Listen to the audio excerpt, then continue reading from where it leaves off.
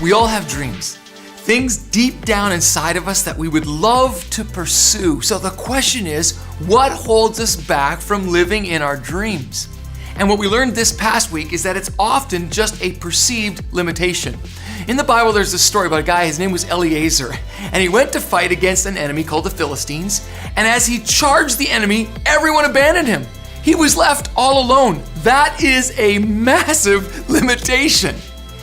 We also learned this last week that science has proven that those who are great, those that we admire, those we look up to, often had limitations as well, but they refuse to allow those limitations to define them. So how about you?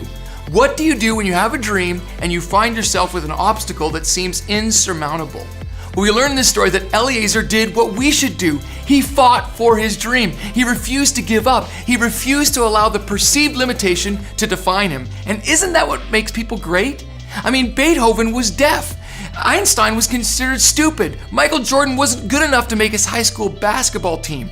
But they saw these not as limitations, but rather opportunities to fight even harder for their dream. And so in this story, what does Eliezer do? He fights. That's what he does. He fights so hard that the Bible says his hand freezes to the sword.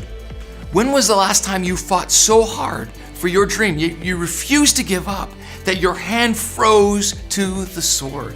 And so my hope for you is that you'd allow that dream that's inside of you to find courage and strength to fight through no matter what, that you will fight through until you get your breakthrough.